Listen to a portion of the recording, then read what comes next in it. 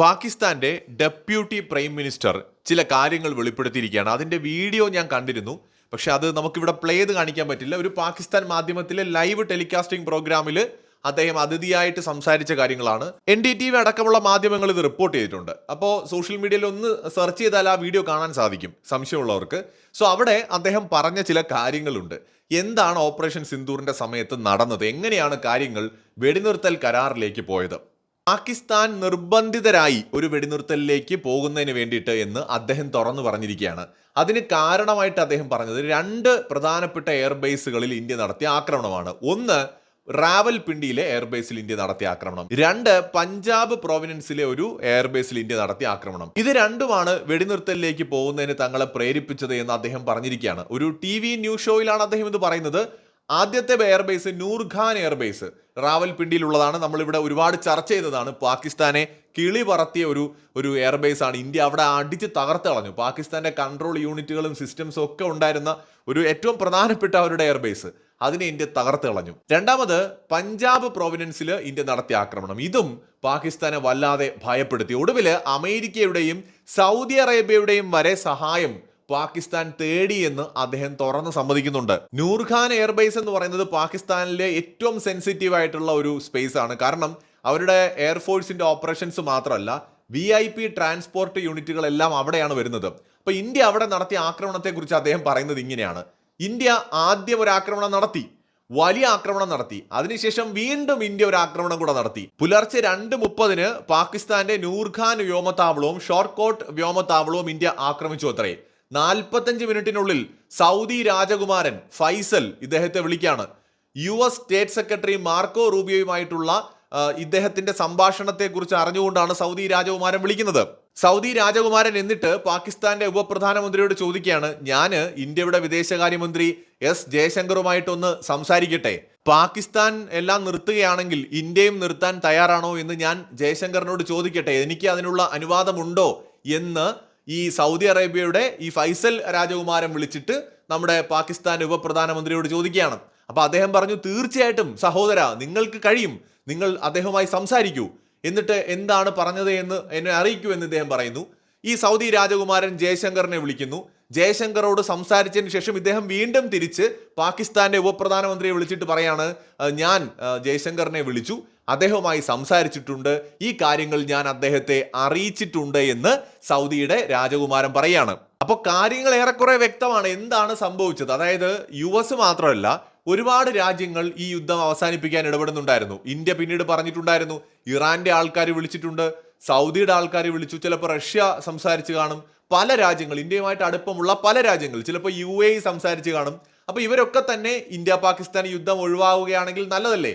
Already ഒരുപാട് പ്രശ്നങ്ങൾ നടക്കുന്നു. സൗദിയെ സംബന്ധിച്ചിടത്തോളം സൗദിയാണ് പാകിസ്ഥാനെ ഒരു പരിധി വരെ ഫണ്ട് ചെയ്ത് പിടിച്ചു നിർത്തിയിരുന്ന കുറെ കാലം. ഇപ്പോഴും സൗദി ഫണ്ടൊക്കെ ചെയ്യുന്നുണ്ട് പാകിസ്ഥാൻ. അതൊരു ഇസ്ലാമിക രാഷ്ട്രമായതുകൊണ്ടും ഈ ഡിഫൻസ് ഡീലുകളൊക്കെ ഉണ്ട് സൗദിയും പാകിസ്ഥാനും. പക്ഷെ പഴയതുപോലെയല്ല. സൗദിക്ക് ഇപ്പോൾ ഇന്ത്യയുമായിട്ട് അടുത്ത ബന്ധമാണ്. ഇന്ത്യയിൽ ഇൻവെസ്റ്റ് ചെയ്തിട്ടുണ്ട്, ഇന്ത്യയുമായിട്ട് പല മേഖലയിൽ സഹകരിക്കുന്നുണ്ട്. അപ്പൊ സൗദിക്കൊക്കെ ഭയങ്കര ബുദ്ധിമുട്ടാണ്. രണ്ട് അടുപ്പമുള്ള രാജ്യങ്ങൾ യുദ്ധം ചെയ്യുമ്പോൾ, ഇപ്പൊ ഇന്ത്യ ഇസ്രായേൽ ഇറാൻ യുദ്ധത്തിൽ ഇന്ത്യയുടെ ഒരു ധർമ്മസങ്കടമുണ്ട്. അതുപോലെയാണ് സൗദി അറേബ്യ. അപ്പൊ അവർക്കൊക്കെ എങ്ങനെയെങ്കിലും യുദ്ധം ഒന്ന് അവസാനിച്ച് കിട്ടിയാൽ മതി എന്നുള്ളതാണ്. അപ്പൊ അതുകൊണ്ട് അവർ ഇന്ത്യയുമായിട്ടും സംസാരിക്കും, പാകിസ്ഥാനുമായും സംസാരിക്കും. അപ്പോ ഈ വലിയ തിരിച്ചടി നേരിട്ട സമയത്ത് ഉറപ്പായും പാകിസ്ഥാൻ സൗദിയുടെ സഹായം ചോദിച്ചിട്ടുണ്ടാവും. ഇപ്പൊ ഇദ്ദേഹം ഇത്രയും കാര്യങ്ങൾ പറഞ്ഞിട്ടുണ്ടെങ്കിൽ നമുക്ക് ഊഹിക്കാം, ഞങ്ങൾ നിർത്തിയാൽ അവരും നിർത്തുമോ എന്നൊന്ന് വിളിച്ച് ചോദിക്കൂ എന്ന് പറഞ്ഞിട്ടുണ്ടാവാം. മാർക്കോ റൂബിയോ ഈ പറയുന്ന പാകിസ്ഥാനെ വിളിച്ചപ്പോ അദ്ദേഹത്തോടും പറഞ്ഞിട്ടുണ്ടാവും, ഒന്ന് ചോദിക്കൂ, അല്ലെങ്കിൽ ഇവരങ്ങോട്ട് വിളിച്ചിട്ട് ചോദിച്ചു കാണും, ഒന്ന് ഇന്ത്യയുമായിട്ട് സംസാരിക്കൂ, ഞങ്ങൾ നിർത്തുകയാണെങ്കിൽ അവരും നിർത്താൻ തയ്യാറാണോ. കാരണം ഇന്ത്യ ആദ്യമേ പറഞ്ഞു, നമ്മുടെ ഉദ്ദേശം തീവ്രവാദ കേന്ദ്രങ്ങൾ ആക്രമിക്കുക എന്നത് മാത്രമാണ്. നമ്മൾ തുടക്കത്തിൽ പാകിസ്ഥാന്റെ ഒരു ബേസുകളും ആക്രമിച്ചില്ല, തീവ്രവാദ കേന്ദ്രങ്ങൾ മാത്രമേ ആക്രമിച്ചിട്ടുള്ളൂ, ഇത് ഇന്ത്യ പറഞ്ഞതാണ്. പക്ഷെ എന്നിട്ടും പാകിസ്ഥാനാണ് നമ്മളെ ഇങ്ങോട്ട് ആക്രമിക്കുന്നത്. അപ്പോഴാണ് നമ്മൾ അതിനെ പ്രതിരോധിച്ചതിന് ശേഷം മറുപടി എന്ന നിലയിൽ തിരിച്ചാക്രമിക്കുന്നത്. അപ്പോൾ പിന്നെ പാകിസ്ഥാന് വേറെ വഴിയൊന്നുമില്ല, തിരിച്ചടിക്കാനും കഴിയുന്നില്ല, അവരുടെ എല്ലാ ഫെസിലിറ്റീസും തകർന്നു. അപ്പൊ എങ്ങനെയെങ്കിലും ഇത് നിർത്തണം. അപ്പൊ ഇവര് സൗദി അറേബ്യയുടെയും അമേരിക്കയുടെയും ഒക്കെ സഹായം തേടുന്നു. എല്ലാവരും ഇന്ത്യയെ വിളിച്ച് ചോദിക്കുകയാണ്, അവര് നിർത്തിയാൽ നിങ്ങൾ നിർത്തൂ. ഇതാണ് സംഭവിച്ചത്. ഇപ്പോ JD വാൻസ് വിളിച്ചെങ്കിൽ JD വാൻസും ചോദിച്ചാണ്, ഇപ്പൊ പാകിസ്ഥാൻ നിർത്തുകയാണെങ്കിൽ ഇന്ത്യ നിർത്താൻ തയ്യാറാണോ. അപ്പൊ ഇന്ത്യ പറഞ്ഞിട്ടുണ്ടാവും, പിന്നെന്ത്, ഞങ്ങളത് ആദ്യമേ പറഞ്ഞതല്ലേ, ഞങ്ങൾക്ക് അവരോട് യുദ്ധം ചെയ്യാൻ ഒരു താല്പര്യവുമില്ല. പഹൽഗാമിൽ അവർ നടത്തിയ ഭീകരാക്രമണത്തിനുള്ള മറുപടിയാണ് നമ്മൾ കൊടുത്തത്. അവർ ഞങ്ങളെ ഇങ്ങോട്ട് ആക്രമിക്കാൻ ശ്രമിച്ചപ്പോഴാണ് ഞങ്ങൾ തിരിച്ചടിച്ചത്. ഞങ്ങൾ നിർത്താൻ തയ്യാറാണ്, പക്ഷെ നിർത്തണമെങ്കിൽ പാകിസ്ഥാൻ ഞങ്ങളെ ഇങ്ങോട്ട് വിളിക്കണം. അവർ മിലിറ്ററി തലത്തിലാണ് അത് സംസാരിക്കേണ്ടത്, അത് ഗവൺമെന്റ് തലത്തിലല്ല. മിലിറ്ററിയെ വിളിക്കട്ടെ, പാകിസ്ഥാന്റെ DGMO ഇന്ത്യയെ വിളിക്കട്ടെ, ഇന്ത്യയെ വിളിച്ചിട്ട് വെടിനിർത്തലിന് തയ്യാറാണെന്നുള്ള കാര്യം അറിയിക്കട്ടെ. അങ്ങനെയാണെങ്കിൽ ഞങ്ങൾ തയ്യാറാണ് എന്ന് ഇന്ത്യ ചിലപ്പോൾ അമേരിക്കയോടും പറഞ്ഞിട്ടുണ്ടാവും, സൗദിയോടും പറഞ്ഞിട്ടുണ്ടാവും. അങ്ങനെ എന്ത് പറ്റുന്നു എന്ന് വെച്ച് കഴിഞ്ഞാൽ ഏകദേശം 3:35 ആവുന്ന സമയത്ത് പാകിസ്ഥാന്റെ DGMO major general Kashif Abdullah എങ്ങാണ്ടാണ് അദ്ദേഹത്തിന്റെ പേര്, അദ്ദേഹം ഇന്ത്യയുടെ ലഫ്റ്റനന്റ് ജനറൽ രാജീവിനെ വിളിക്കുകയാണ്. അദ്ദേഹവുമായിട്ട് ചർച്ച നടത്തുകയാണ്. അതിനുശേഷമാണ് വെടിനിർത്തലിന് തീരുമാനമാവുന്നതും പിന്നീട് ഫോറിൻ സെക്രട്ടറി വിക്രം മിശ്രി ഇക്കാര്യം ഔദ്യോഗികമായിട്ട് സ്ഥിരീകരിക്കുന്നതും. ഇതാണ് യഥാർത്ഥത്തിൽ അന്ന് സംഭവിച്ചത്. ഇതിനെയാണ് ട്രംപ് ഉടനെ തന്നെ തൻ്റെ പേരിൽ ഒരു കാര്യവും ചെയ്യാതെ, യാതൊരു ചെലവുമില്ലാതെ ട്രംപ് ക്രെഡിറ്റ് അടിച്ചു മാറ്റുകയാണ് ചെയ്തത്. ശരിക്കും ഒരു ഒന്നാന്തരം കള്ളനാണ് ഈ ട്രംപ്, ഒന്നാന്തരം കള്ളൻ. എന്ന് വെച്ചാൽ എങ്ങനെയാണ് ഇത്ര പച്ച കള്ളം പറയാൻ പറ്റുന്ന ഒരു മനുഷ്യന്? എന്തായാലും ശരി, ട്രംപ് ആ ക്രെഡിറ്റ് അടിച്ചെടുക്കുന്നു. അതോടെയാണ് ഇന്ത്യക്ക് അമേരിക്കയോട് നീരസം തോന്നുന്നത്. യഥാർത്ഥത്തിൽ സംഭവിച്ചത് ഇതാണ്. ഇന്ത്യയുടെ പാകിസ്ഥാന്റെ എയർബേസുകളിൽ നമ്മൾ നടത്തിയ ആക്രമണത്തിൽ അവരുടെ നട്ടെല്ലൊടിഞ്ഞു.